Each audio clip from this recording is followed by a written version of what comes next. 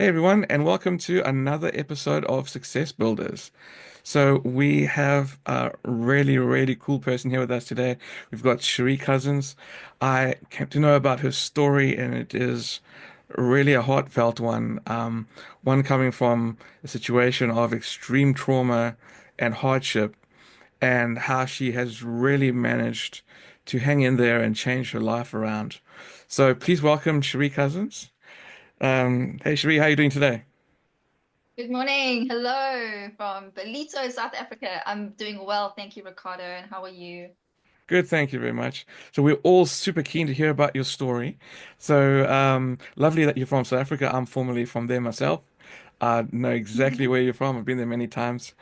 And yeah, so we're very excited to hear about you. I know you've had a bit of a difficult past, so walk us through that, and then after that, we'll find out how you managed to turn that around. Awesome. Thank you. Thank you so much for the opportunity. I really appreciate it. No problem. So, hi, everybody. So I am from a very small town in KwaZulu-Natal, and I came from very humble beginnings, which most people do. In fact, most people that I meet in my life, I realize are so similar to me and have such a similar story. And I think that's really where my heart lies. And, I had my parents, I was blessed to be born into having two parents, but I was adopted by my dad. And I didn't find that out until later in my life. My dad was an alcoholic who I knew as my dad, and my mom joined him. So it was just really an upbringing of constantly, trying to fight the demons of what a 5-year-old would traditionally do in a situation like that. And, it was really just growing up. And then when I was 10, my sister was born, and I found myself taking care of her. And I know it was no fault of my parents. It's a perpetual cycle of, financial strain that just continues, right? It's that continuation of life and of trauma. And I know that that is exactly what my parents went through. Not that it makes it okay, but somehow it does make it makes us realize that we seem to mirror a lot of what we were born into. And that is exactly what happened in my world, in my life. And at 7 years old, I was at the hands of abuse and extreme trauma, which was something that really did set the tone for the rest of my life. I didn't understand what I was going to go through and what sort of path I was going to take. But one thing I did know is that I was here for greater things and for bigger things. And I was an overachiever as a child. And I really do believe that that comes and stems from a place of lack, complete lack, and possibly a place of not feeling and understanding what love really is as a child. So that inner child grew up, and my dad then passed away at the age of 15 due to cancer. He was an alcoholic. So at a very young age, I lost my dad, and um, and my mum struggled. She really and truly did. She did the best she could with my sister and myself, and she took care of us the best way she possibly could. And then I, at the hands of getting into my work world and climbing that corporate ladder. I had achieved some amazing things, which I was extremely, extremely grateful for.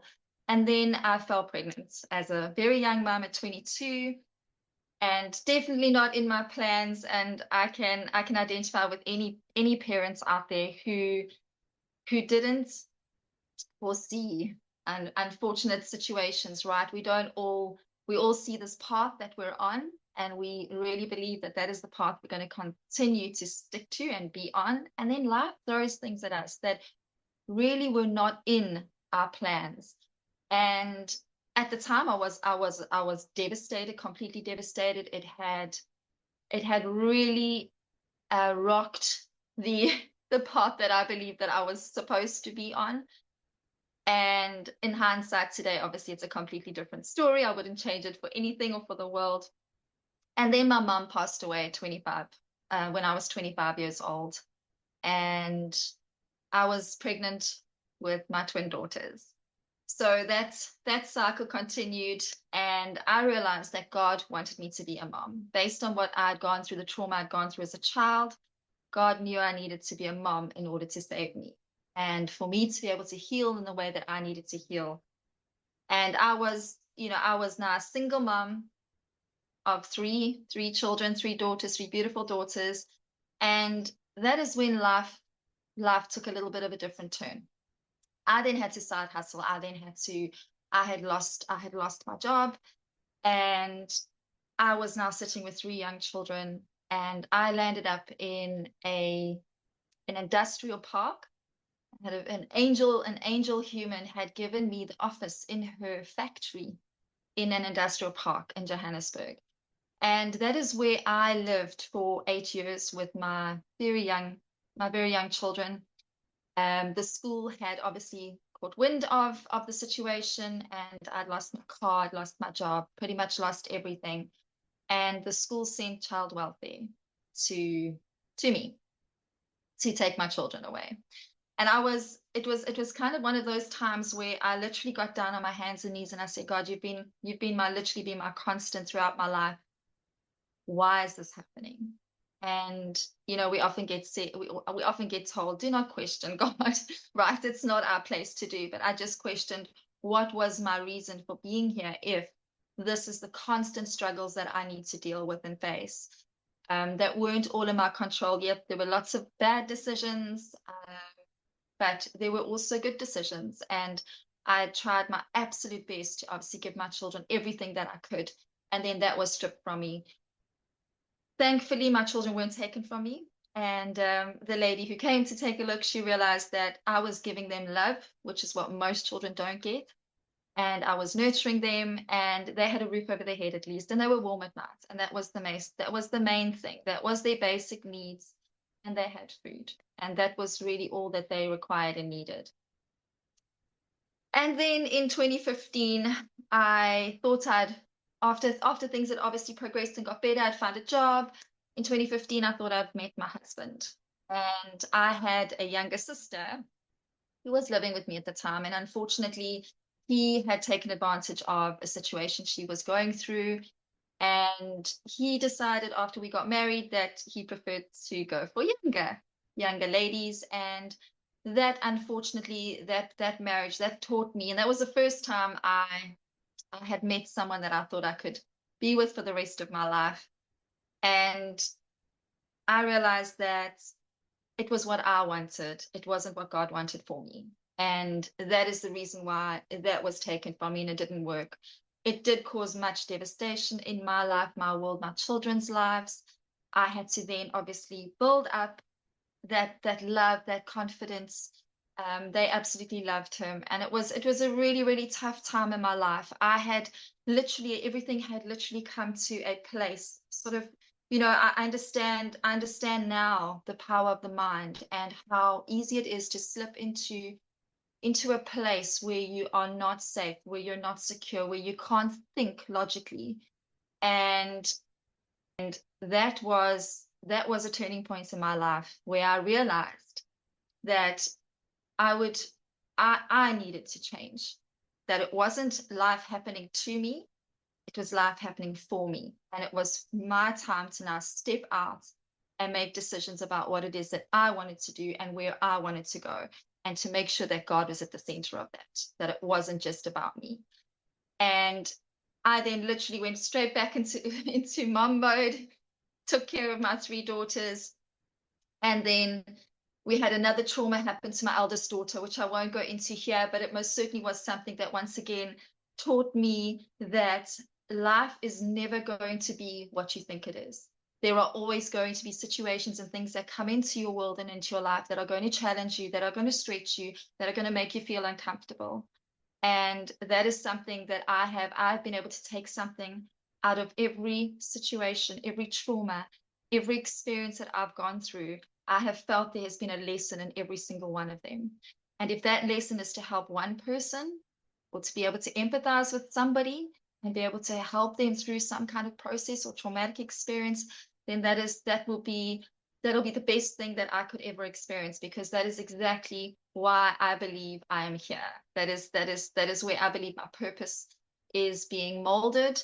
And I then moved to KwaZulu-Natal. So from Gauteng, I moved to KwaZulu-Natal after the trauma that happened to my eldest daughter.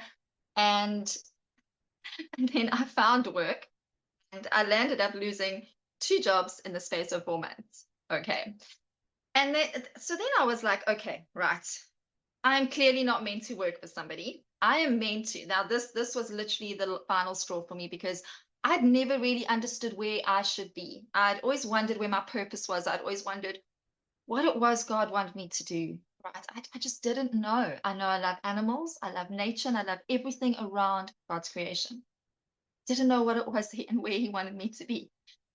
So that was a serious kick up the butt. Um, I lost my half day job on Friday the 13th recently, but I was building something in the background. I was building a business that was going to be my plan B should my plan A disappear. And I will be honest, I was devastated because when you are used to having a certain amount of income, right, and you're on your own, you don't have family, you don't have friends, you don't have a partner, you only have God and you have what He has to give you. And I just trusted in the process. I trusted in the process, and He brought me this vehicle that is now allowing me to live out my purpose more than what I ever thought I'd be able to. Wow, that is a really heavy and heartfelt story. I think anyone listening, and if they're having a bad day or they feel like their life's in a bad place, they compare it to what you've been through. Is it really that bad? I mean, I'm grateful for my life after having heard what you have gone through, and really touched by everything. And I think the biggest takeaway for me has been that through all of that, you remain strong for your kids, and that was the most inspiring thing out of all that. Uh, and You put them first, and it actually doesn't matter. I mean, at the end of the day, like the social workers saw, it doesn't matter what your living conditions are like. You may not live in a flash place, or maybe in a factory, but at the end of the day, as long as you're warm, as long as you have food, as long as you have love, everything else is material, right? We don't take all the material things with us when we die. Um, Yeah. we take the love in the people. Now, many Mhm. children are living in homes. They may have a mansion or something, but at the end of the day, they don't have the love. They just left there, maybe with a nanny or something, and they're not even looked after. And um, yeah, I mean, I'd much rather be the kid in your household, you know, than one that doesn't even know their parents. Yeah. So that's amazing, and I'm very proud of your accomplishments. I think everyone else watching here is as well. Um, so have you found that because you've been through this situation, are you more empathetic now to what others are going through? Absolutely. It's actually put me in a place where I have people coming to me to say, hey, I've heard a little bit about your story, and I am writing a book. So that is my ultimate aim, to write a book, to be able to then digitize it, put it put it online, and then be able to do one-on-ones with people who have experienced certain trauma and just need another person who understands, not somebody who's able to take them through the practical steps and processes in their brain, how to navigate through it, right?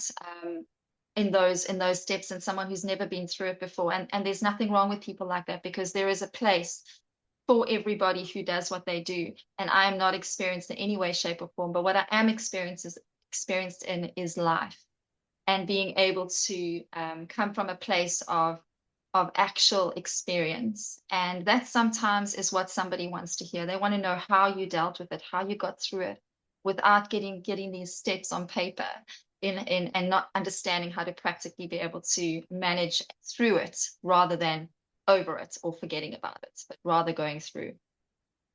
Yeah. Yes, yeah, definitely. Um, Yeah. I think all these events are really sobering, and anyone who's been through any hardships, has that different awareness, right? And Yeah.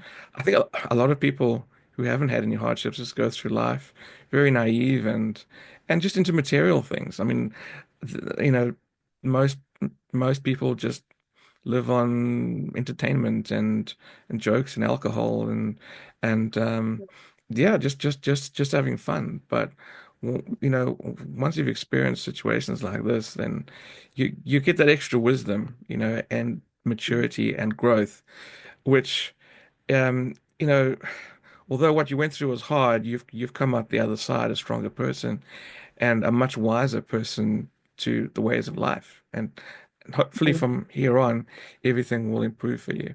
So It y- will. you mentioned to us that you were building an opportunity on the side, and we'll hear a little bit about that in a moment. But I just want to mention that yeah, these days like nobody is safe. Like we saw with the pandemic that you may think you're working for a company, you may think you're a company man or company woman, and that you have your job set for life. That's not the case. Um, Yes. Anything could happen. Here in New Zealand, in fact, there's an article that came out recently that showed that the first 6 months of 2024, 1,700 or 1,700 companies liquidated and closed their doors. So imagine how many Um, people here in New Zealand lost their jobs.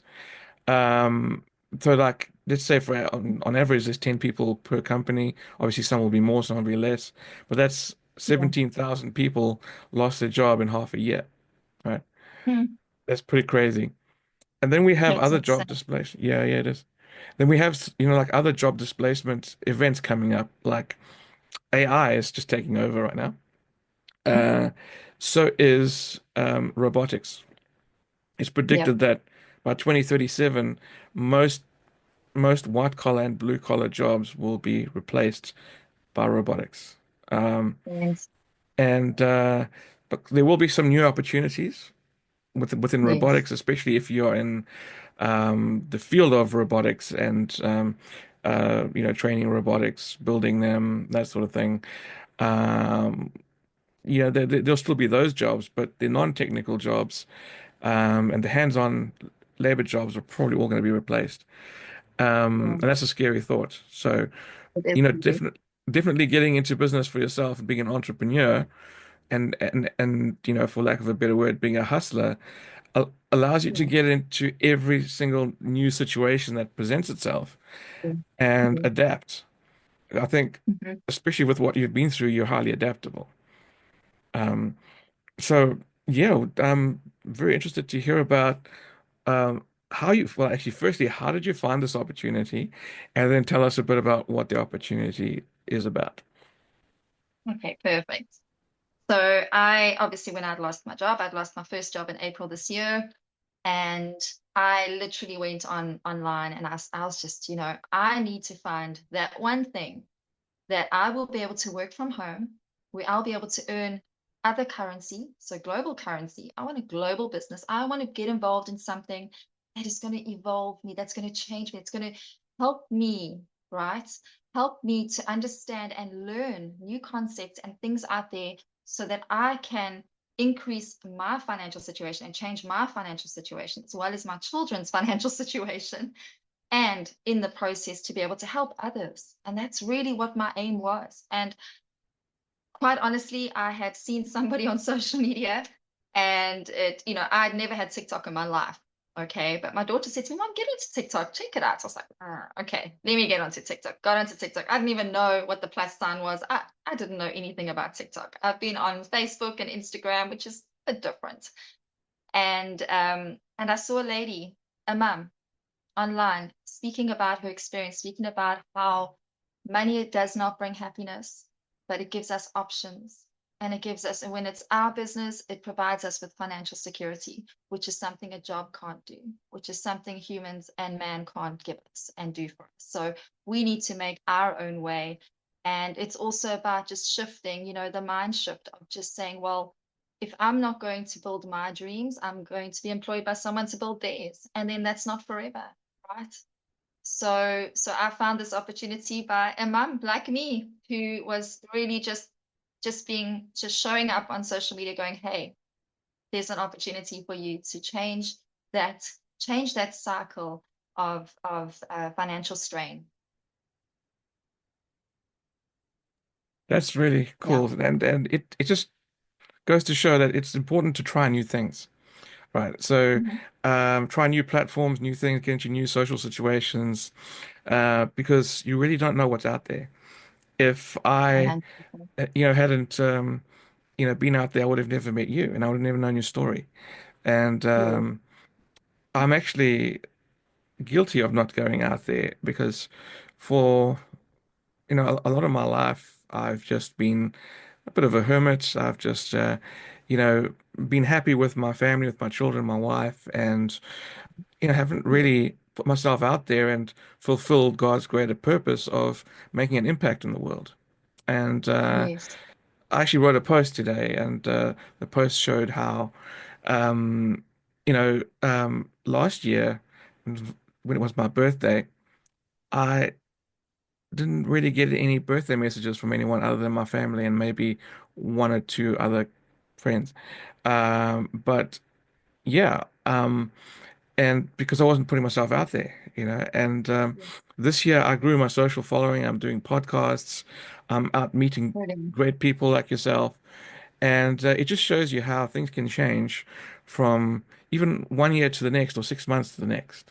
And this year, just from putting myself out there, I had like almost 50 birthday messages from people that I'd made friends with in the team and from my own team that I'm working with. And Yes. yeah, so it's just like quite really amazing how just when you put yourself out there, um, the world gives back to you, right? And Absolutely. yeah, so I mean, what you did that step to try something new, go out and meet that lady, engage with what she's doing, and have an open mind. I think the biggest thing was an open mind, right? Uh, Yeah. yeah, I think if you were closed-minded, you wouldn't have gone for it, right? Um, so um, tell us a little bit about what you actually do with this opportunity. Sure, of course, yeah. So and just to say for the record, I was skeptic. Okay, because if you're Yeah, not human, right? You're not if you're not skeptic, you're really on human. That's the honest truth. So, when you find something that is kind of ticking all those boxes, you're kind of going, sounds too good to be true. But there are things out there that are too good to be true. There really and truly are things out there that are a unicorn and that can literally give you what it is that you are looking for, right? And I know as humans and in human's nature and society tells you that doesn't exist. It does exist. And yeah, so basically what it is, and it is a business in a box that we are given. So you can get a marketing course, and I'll just paint this analogy. You can go and get a marketing course from a college or a university, and that marketing course is going to give you a period of time. You're going to be able to do the course in. It's going to teach you the skills, and then you have to go out and find a job, and you get a certificate at the end of it, right? This particular opportunity is exactly the same thing. It's an e-learning program that teaches you the skills, but it gives you a business at the same time in order to apply those skills. And that's something the world doesn't give to you. That is something that universities and colleges don't give to you, right? So you are applying the skills that you are learning, and you are able to then build a brand. We get taught how to attract customers to us. And I want to help moms who go to the grocery store and literally have a budget, and those moms that get to the till and they swipe their card, and I've been there. I want to help those moms not ever have to do that again. I want to help parents who can't have a family holiday in December because they don't have the budget to, right? They have to spend their 13th check on paying the school fees. I want to help families. I want to help parents, and I especially want to help single moms who feel like they are stuck, because stuck is just a feeling. And you are a warrior. You are there to show up, and you show up every day for your children. And that's exactly what I want to do. And that's how I want to help people. that's really amazing. It's so important to stand up for our children. I mean, that is the number one thing we should be doing in life. If you can't stand up for your children, who can you stand up for, right? And Absolutely. yeah, yeah. And what's awesome is that what you're doing is you're looking after yourself first. Like when you're on an airplane, they tell you put on your mask first before you can help others. So you help yourself first, and then you're helping Yes. others afterwards. So you took the plunge, you went and invested into something that you were unsure about, but you had a conviction that maybe it's a chance, right? And Mhm. one of the things that I've learned is that A lot of the times people remain in the situation they are is because they don't believe anything can work. They think everything is a Yeah. scam, right? So they won't try Yes. anything and they'll just stay exactly where they are because they think everything else is not going to work out. But you'll notice with the wealthy, they're always trying new things. They're skydiving. They are buying the next opportunity. They are going to the next self-improvement thing or to a retreat or to some kind of mindset thing. They're paying 10 grand to go to a high-ticket mindset class or something like that. And then Yeah. you know what they do? Yeah. They get their money back. And how do they get their money back? They go and create their own Yeah. course with their own style and charge the Yeah. same amount, if not more. Okay? Exactly. They Exactly. they add their special sauce and then they go and sell it and make more money. So, but to be able to do that, they had to learn how to do it first, right? They had to Correct. go to Yes. the event or buy the course or buy the Mhm. product, and then they had to go and figure out what spin they want to put on it, and then they go Yes. out and then market it that way. And that is what rich Yes. people do. And that's what I'm learning 100%. is exactly how it works, right? And this is our Exactly. secret that we're giving to you guys for free here today, right? You don't even have to pay for this. All you have to do is pay with your time and listen, right? Exactly. Um, so yeah, fantastic, encouraging story, and thank you for that. Thank you. Um, so if you had to um, leave the viewers with a parting message, um, what would you say? You don't have to answer straight away. You can have a few seconds to think about it if you want. Okay. Hmm. It's not my quote though. It's not my quote. So if that's okay, I'm It's gonna all right. leave with this. That's all right. I often end my lives off with this. Okay. So and this message comes straight from a millionaire. Not me yet, but I'm getting there and I will get there. They said that we are prepared to give up on our dreams and goals before we hit 3 years. Okay. As a person, as a human being who started their own business, but yet we're prepared to commit to a company for 40 years and still stay broke. That is a mindset. And that is where I think 90% of the population are. It's those few that think differently and have a different mindset that is able to take them to where they deserve to be. That's fantastic. That's a beautiful message. Thank you for that. And yeah, I think Yes. the problem is something I learned recently is that like a lot of the things are indoctrinated in us. We are indoctrinated that working for a company Correct. is the right way, right? Yes. And even in movies, I didn't realize this until it was told to me recently. But have you noticed that in movies like Minions or Despicable Me or something like that, that the villain is always the businessman? Yes. Yeah, It's yeah, true. right. It's so So true. yeah, Yes. so what Hollywood and Disney and Pixar and Mm. all those are teaching, they're Yeah. teaching that business is bad, and being poor and coming from a poor background is actually the normal, and they say you Mhm. mustn't strive to be the business person because the business person is never the hero, right? So that is a lie that is being fed to subjugate the masses, potentially. 100%. Yeah, 100%. yeah. Yeah. So And that, yeah. yeah, sorry, Mm. carry No, on. no, no. It's fine. I'd finished my train of thought, so you can carry on. Yeah.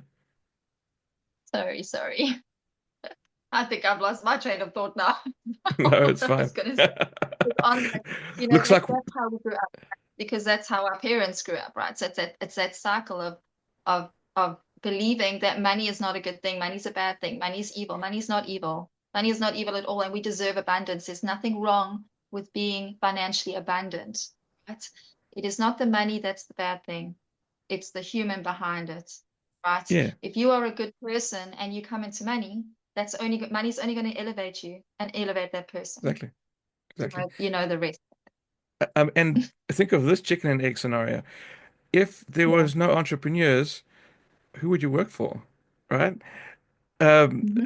the entrepreneurs have to be there first to create the companies and to make um, the job for everybody else. So they have to elevate themselves. They have to do what nobody else is prepared to do and create a business and create a business model. And then that Yeah. actually it ends up helping other people. So they're not the villains, they're actually the heroes. And Correct. Hollywood is portraying everything a little bit wrong, maybe Yeah. because of the 1980s management style or something. But I think there's a lot of heart-led and conscious leaders nowadays that really counterbalance, all Mhm. the very hard and fast type of bosses that were of the old days. I don't think that people stick Yeah. around those kind of jobs anymore. Yeah. I think people are now choosing companies that they work for more wisely and Mhm. choosing to work for themselves and finding out that there's actually an abundance of opportunities out there in Yeah. social media and the internet. We can have our own voice back. So that's you know that's very powerful. Having a voice is the main thing. That's S- amazing. That's yeah. amazing. So thank you for being with us here today, and Your like pleasure. to wish, yeah, cool. Like to wish you all the best and the best of success in everything you do. And we hope to maybe hear from you in future.